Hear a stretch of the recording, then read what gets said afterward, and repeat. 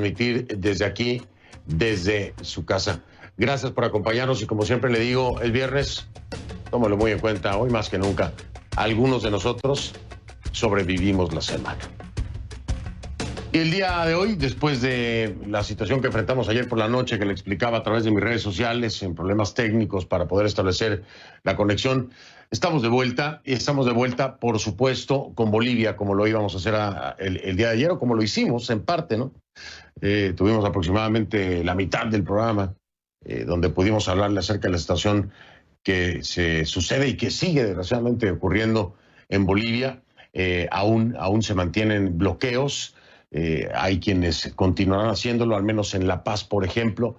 Al parecer van a continuar los bloqueos, así lo han anunciado, con la intención de exigir la renuncia de la presidenta interina Yanine Áñez. Ya evolucionó del tema electoral con la fecha fijada para el 18 de octubre, ya pasó ahora a una protesta, bloqueos, para obligar o para forzar o para exigir la salida de la presidenta interina Yanine Áñez.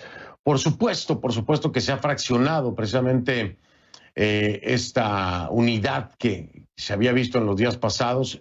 Digo yo, afortunadamente se ha fraccionado, porque de esta forma en algunos lugares al parecer habrá oportunidad de que los bloqueos no continúen, lo que tal vez pueda facilitar el transporte de insumos médicos, de tanques de oxígeno, de alimentos, en fin. Pero la situación sigue siendo caótica en Bolivia, por supuesto. El tema del coronavirus es de emergencia ya de por sí, sumado a esta situación política en donde hay muchos actores que se echan la culpa unos a otros, que son intransigentes con el tema electoral, que son intransigentes con los tiempos. En fin, la salida, ¿cuál es? Difícil encontrarla. El papel del gobierno sigue siendo cuestionado. Así que bueno, ¿qué le puedo yo decir? Vamos a tratar de esclarecer un poco más esta situación, pero además le queremos poner rostro y nombre. Es un ejemplo nada más de muchos otros, donde tristemente hay personas que han perdido la vida. Han perdido la vida por esta situación de los bloqueos, por la falta de insumos médicos, por la falta de oxígeno, porque, le digo, ya la emergencia del COVID es suficiente. Y complicarlo con esta necedad y este tema político ha sido trágico, dramático, inhumano por completo. Inhumano. Esa historia se la íbamos a presentar ayer, no tuvimos el tiempo, hoy lo hacemos. Le voy a presentar esa historia. Es dolorosa, es terrible. Esa es una realidad. Pero vamos a iniciar, si le parece, entonces con los hechos.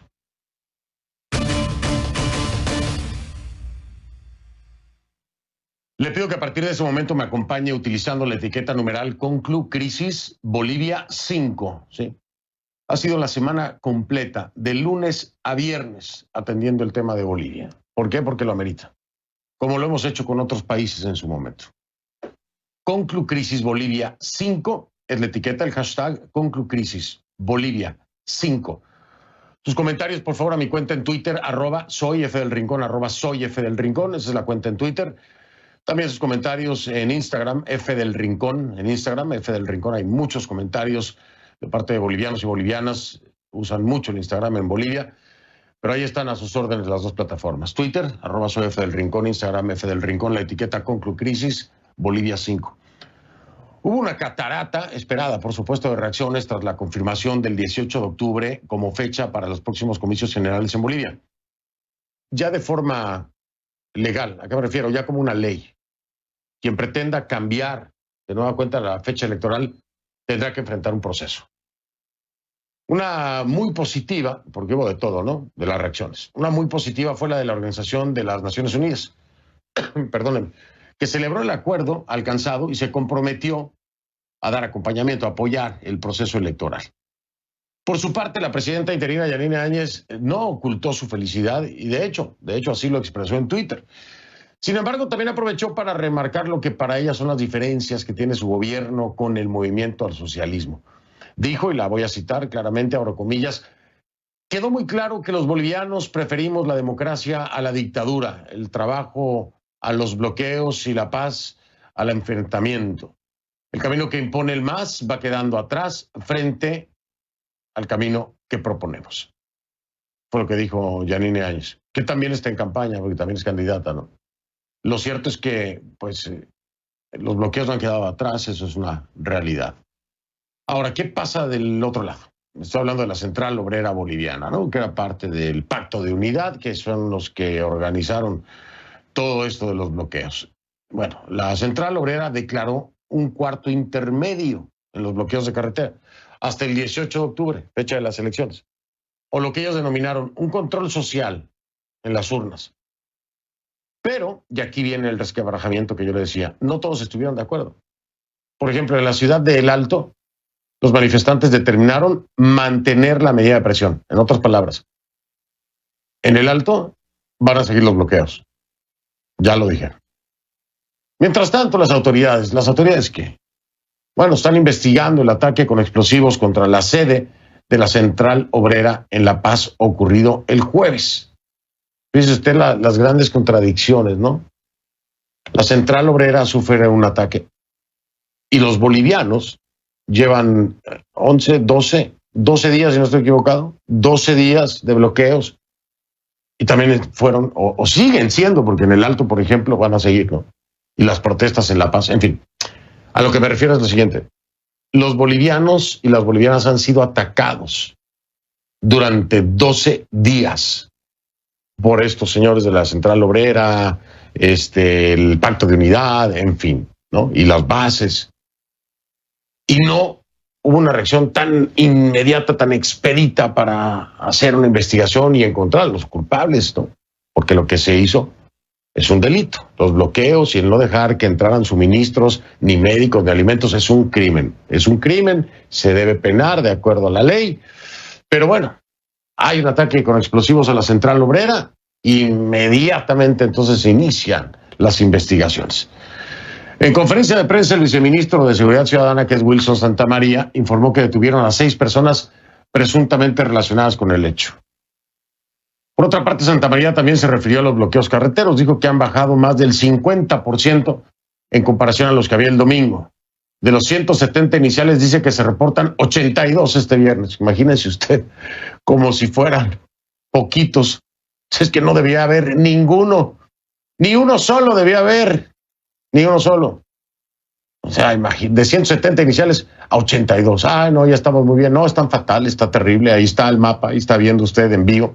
82 bloqueos carreteros, imagínese usted, y todavía los mencionan como si fuera un gran logro. Qué vergüenza y qué preocupación, qué peligro para mucha gente, se lo dijo. Y aquí no escucho decir a Santamaría cuántos detenidos hay por los daños que se han ocasionado. Pero bueno, vamos a escuchar lo que decía Santamaría sobre los daños en los caminos. Los daños de afectación a la inversión caminera son millonarios, no solo por el destrozo de espacios de pago del peaje, sino porque se ha hecho un uso indiscriminado de explosivos para dañar plataformas, áreas colindantes a puentes, zanjas en plenas carreteras de ruta nacional e internacional. Obviamente la ABC realizará ese trabajo. Pedimos un poco de tolerancia, han sido días duros, pero es a través del diálogo. El gobierno tiene claridad, que es a través del diálogo como se tienen que resolver los problemas. Es a través del diálogo. Todos estamos a favor, Santamaría, del diálogo, todos. Pero también de que se restablezca un Estado de Derecho. También de que se aplique la ley, ¿no? Porque hay daño a la infraestructura carretera. Ha habido registro de muertes de personas que no pudieron obtener insumos médicos por los bloqueos. Hay retención de personas también, se tiene el registro del mismo, ustedes mismos como parte del gobierno tienen registro de todo eso. Entonces, sí, una cosa es el diálogo y otra cosa es que haya inacción por parte del Estado desde el punto de vista penal, desde el punto de vista legal. Entonces, no se trata ni de paciencia ni de diálogo, se trata de que hay presuntos responsables que tienen que ser procesados de acuerdo a la ley, porque hay daño en la infraestructura carretera, porque hay violaciones de derechos humanos, sobre todo cuando se trata de una situación de emergencia sanitaria y se bloquean el acceso y del tránsito, el libre tránsito de suministros como el oxígeno. Entonces, hay que poner las cosas en el contexto real, hay que ponerlas en el contexto real. Están evitando a toda costa enfrentar una realidad que debía haberse enfrentado desde el principio. ¿No? La situación en Bolivia afecta a todo el país. Se ensaña con las personas que están enfermas. Y aquí no hay procesos legales inmediatamente. Como usted sabe, estos bloqueos carreteros, como se lo he repetido hasta el cansancio, frenaron el paso de los camiones cisterna que transportan oxígeno. Elemento clave para salvar la vida de pacientes con COVID-19 o de cualquier otra enfermedad. Hablo de COVID-19 porque hay muchos casos, pero los tanques de oxígeno se utilizan para otras enfermedades también. Gente con enfisema pulmonar, en fin, para muchas cosas. Es crítico el oxígeno. Se sabe esto. Se sabe. Se critica. Se reprocha. No hay acción por parte del Estado. Ahora, una cosa es saberlo y otra cosa es verle la cara. Ojalá estén todos estos funcionarios de gobierno viendo el programa para que vean la realidad, que le pongan rostro a esta tragedia. Y después de ver este rostro y el sufrimiento de este hombre y la tristeza del resultado, que piensen si es que van a accionar conforme al Estado de Derecho, conforme a la justicia, si es que van a encontrar a los responsables que han causado muerte. Véanlo con atención. Esto que le presento a continuación es la historia de don Mario Limachi. Es un señor boliviano de 65 años. Falleció esperando por el oxígeno. Antes de morir, grabó un mensaje. Ese video es y será, a partir de ahora, el reclamo eterno. El reclamo eterno para aquellos que bloquean las carreteras y para quienes no hacen nada para impedirlo. Al que le quede el saco, que se lo ponga. Pero este hombre no murió. A este hombre lo mataron. A este hombre lo mataron al negarle el derecho a un tanque de oxígeno y a otras cosas más. Este es un reporte de nuestra Kay Guerrero con su reporte acá.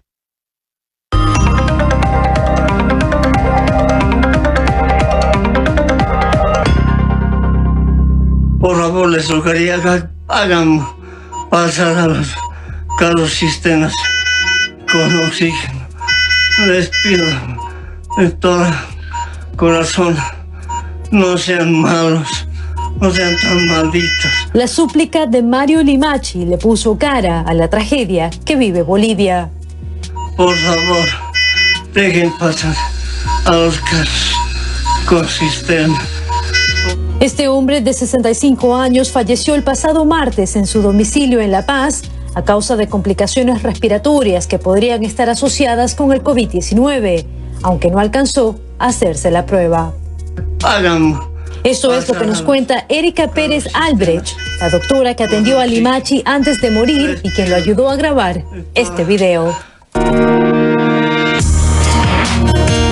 Prácticamente con su último aliento, Limachi pide que se permita el paso de los camiones cisterna que transportan oxígeno, camiones bloqueados por una protesta de índole político-electoral, encabezada por la Central Obrera Boliviana. Los bloqueos comenzaron hace 12 días y desde entonces unas 30 personas han fallecido en espera de oxígeno. Esto según datos del Ministerio de Salud de Bolivia. Se desconocen las causas de muerte, pero el fallecimiento de don Mario Limachi podría añadirse a esta lista. La doctora Pérez Albrecht dice a CNN que intentó por horas llevarlo a un centro médico, pero que debido a la saturación hospitalaria fue imposible. Tampoco encontraron oxígeno. Consciente de que podría morir, Limachi decidió grabar este mensaje. Parecía su última esperanza. El video ahora recorre las portadas de Bolivia como un ejemplo claro de cómo la política ha agravado la pandemia mientras el gobierno asegura que están tratando de apaciguar las consecuencias. Hemos no solamente puentes aéreos, en todos estos problemas hemos equipado hospitales, hemos dado ítems, hemos generado bonos, hemos hecho muchas cosas para tratar de salir adelante. Al mismo tiempo, el ministro Murillo confirma que debido a las amenazas de estos grupos, algunos armados, se han visto obligados a desviar los camiones cisterna. Otros han tenido que viajar acompañados por las fuerzas militares. CNN ha tratado de contactar a los líderes de las movilizaciones sin éxito, pero en algunas oportunidades estos han dicho que es falso que se esté impidiendo el paso de los insumos médicos. Las palabras no cambian los resultados. La espera por oxígeno es un lujo que pacientes como Mario Limachi simplemente no tienen. Kay Guerrero, CNN, Atlanta.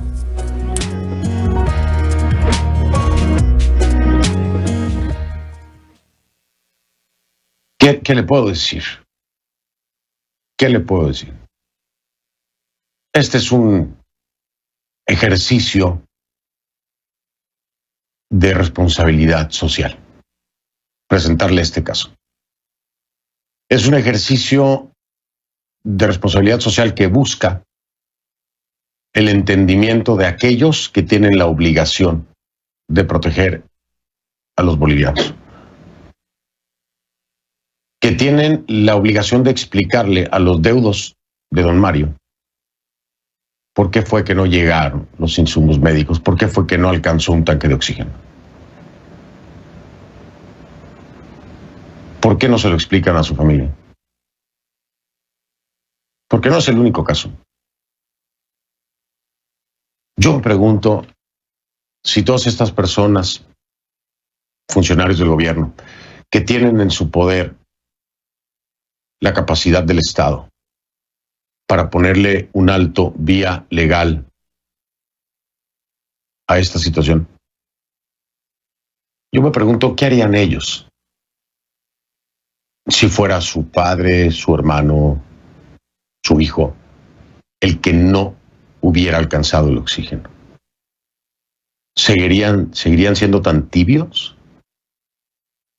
¿Seguirían sin accionar de inmediato? Pero no. Desgraciadamente, en nuestros países, a los últimos que les pasa esas cosas es a los políticos. Porque de alguna forma logran conseguir lo que necesitan.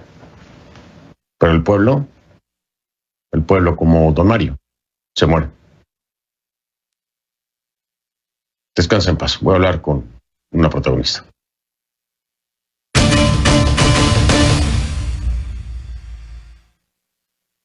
Le doy la bienvenida.